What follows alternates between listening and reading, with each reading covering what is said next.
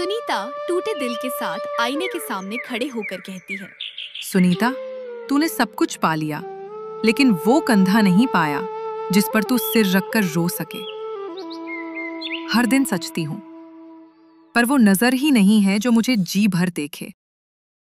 छोटा सा गांव बिरसपुर, जहां खेतों में हरियाली थी, आसमान में रौनक और हवाओं में ताजगी थी, लेकिन औरतों की आंखों में एक सूखा पड़ा था। उसी गांव में 4 सहेलियां थीं, लाजो, बानो, सुनीता और रानी। चारों का बचपन एक ही गली में बीता था। सड़क कच्ची थी पर दोस्ती मजबूत। नंगे पैर आम के बागों में भागना, चूल्हे की राख से गुड्डे गुड़ियों की शादी करना और पेड़ों के नीचे बैठकर दूल्हा दुल्हन बनने का सपना देखना, यही थी उनकी दुनिया। जब किसी एक को चोट लगती तो बाकी तीनों ऐसे रोती जैसे खुद घायल हो गई हो। सपनों में सबकी शादी किसी राजकुमार से होनी थी, जहां प्यार होगा, इज्जत होगी और ढेर सारी हंसी। लेकिन अब वक्त बदल चुका था। शादी ने उन चारों को अपने अपने अलग घरों में बांट दिया था। अब न वो बचपन रहा, न वो बेफिक्री। अब चारों के चेहरे पर बिंदी थी, माथे पर सिंदूर, पर आंखों में सपनों की जगह थकान और खामोशी थी। लाजो सबसे सीधी और भोली, जिसने सिर्फ प्यार मांगा था जिंदगी से, लेकिन उसकी किस्मत में एक शराबी पति मिला जो दिन भर तानों और रात को हाथों से बात करता था। एक दिन शाम का समय लाजो का पति शराब पीकर घर में घुसता है, लड़खड़ाता हुआ। एक क्या बनाया है आज खाने में? जल्दी दे, भूख लगी है।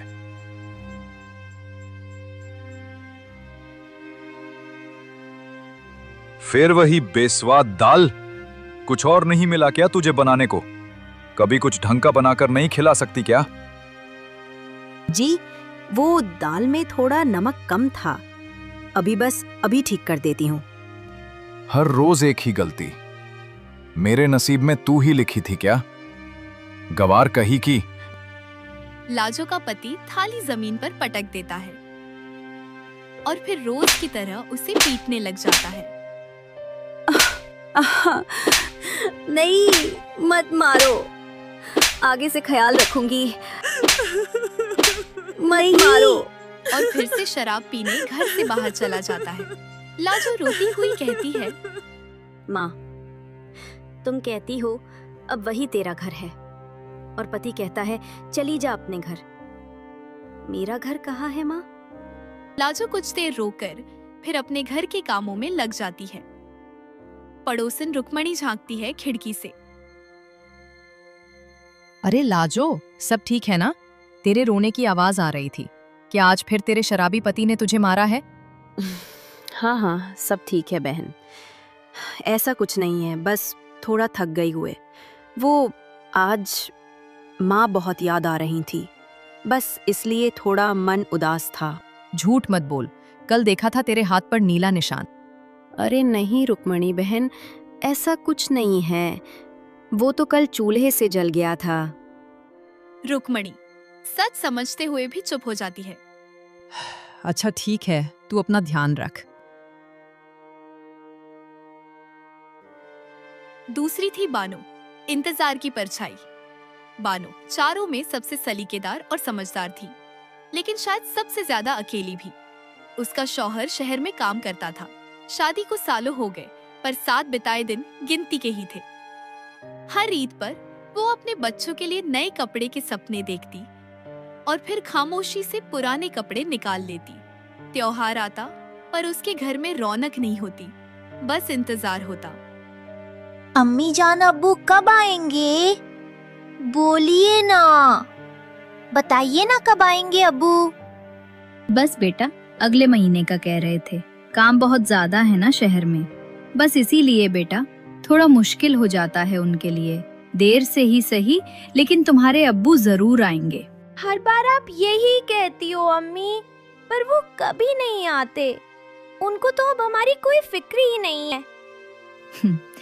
नहीं बेटा, इस बार सच में आएंगे।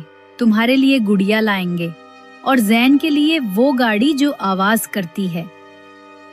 मैं अब बात नहीं करूंगा अब्बू से।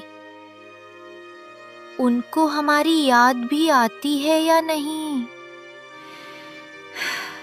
आती है बेटा, बहुत याद आती है, पर मजबूरी है ना, घर चलाने के लिए काम करना पड़ता है।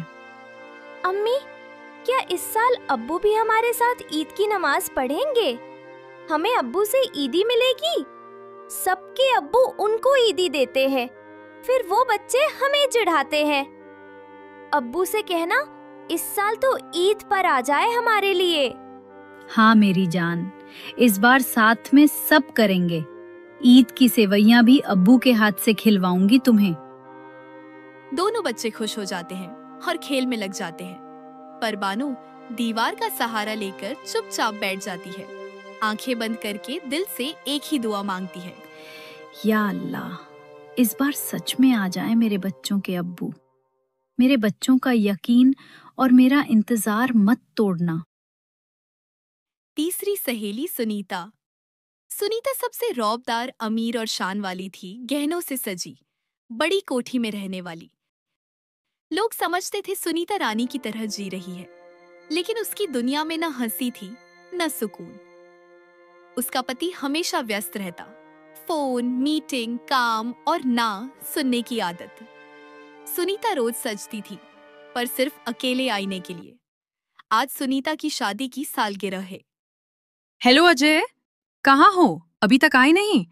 तुम्हें पता है ना आज कितना स्पेशल दिन है हमारे लिए। मीटिंग में हूँ सुनीता, थोड़ा बिजी हूँ। तुम खाना खा लेना, मेरा वेट मत करना, मैं लेट हो जाऊंगा। आज भी अजय? हाँ, फिर बात करता हूँ सुनीता, फोन रखो। सुनीता टूटे दिल के साथ आईने के सामने खड़े होकर कहती है, सुनीता, तूने सब कुछ पा लिया, लेकिन वो कंधा नहीं पाया जिस पर तू सिर रखकर रो सके। हर दिन सचती हूं, पर वो नजर ही नहीं है जो मुझे जी भर देखे। चौथी सहेली रानी, एक ऐसी लड़की जिसने शादी को सपनों की तरह देखा था, मगर जिसे जिंदगी ने रानी से नौकरानी बना दिया, अपने ही घर में।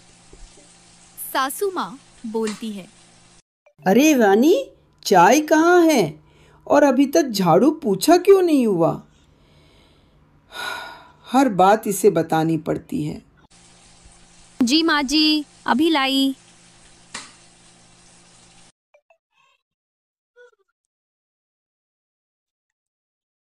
सुनिए जरा, बच्चों की फीस का पता कीजिए, स्कूल से कॉल आया था।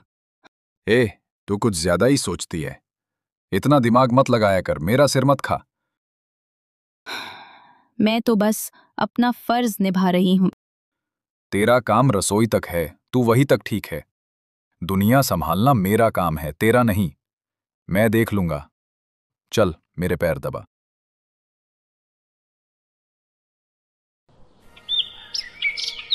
चारों की जिंदगी में अपने अपने दुख थे।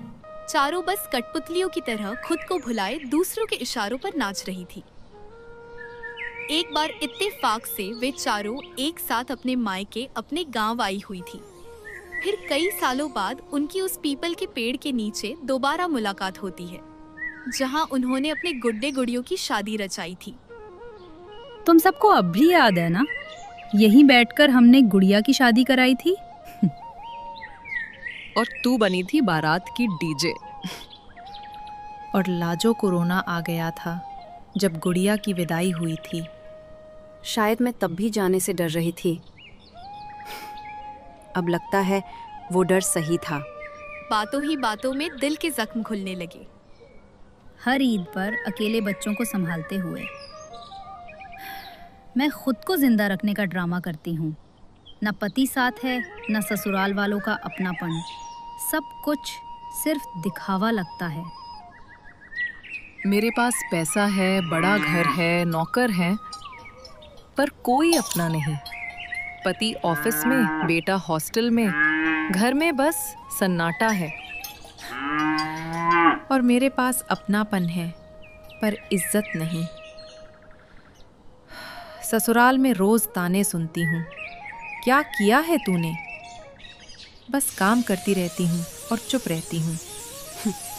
मैं तो जैसे किसी किताब का फटा पन्ना हूँ। ना मायके में कोई पूछता है, ना ससुराल में। बस जी रही हूँ बच्चों के लिए। मैं तो बस यही सोचती रही कि शायद मेरी किस्मत ही ऐसी है, रोज पति से मार खाना और रोते रहना।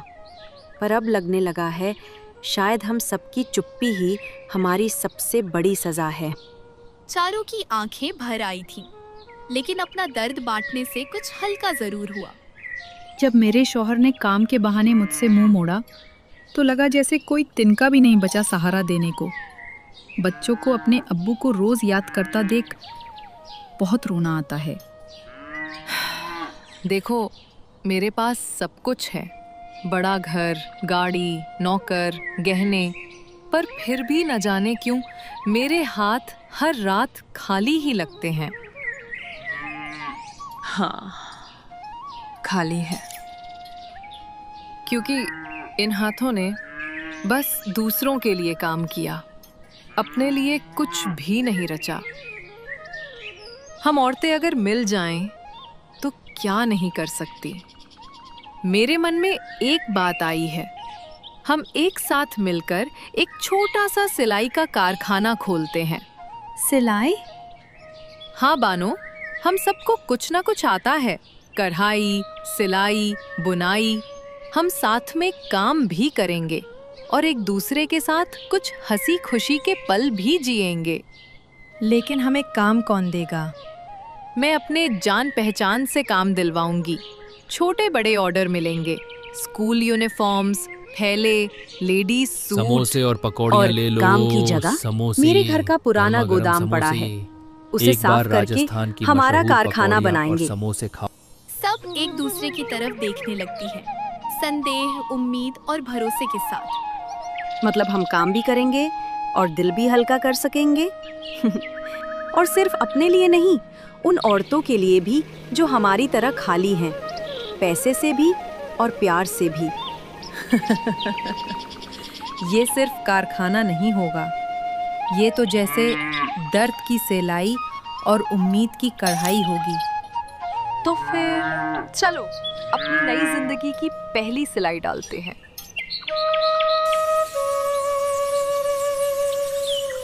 सुनीता के घर का गोदाम अब रंग बिरंगे कपड़ों से सजा है। सिलाई मशीनों की खटर पटर, बच्चों की हंसी और औरतों की मुस्कुराहट।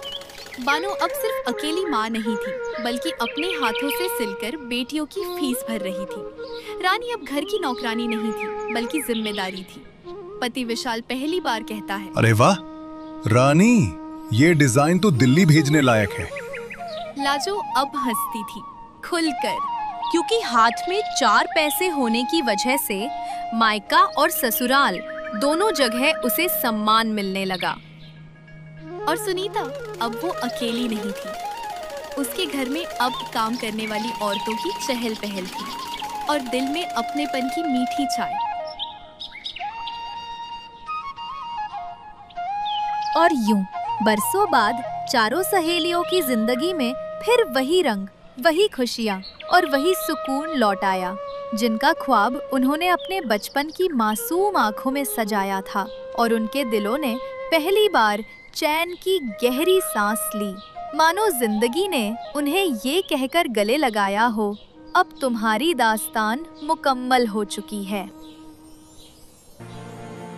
दोस्तों, आपका एक सब्सक्राइब हमारी कहानी की सबसे बड़ी जीत है, इसलिए प्लीज प्लीज सब्सक्राइब करना मत भूलिए और कमेंट में अपने दिल की बात जरूर लिखिए।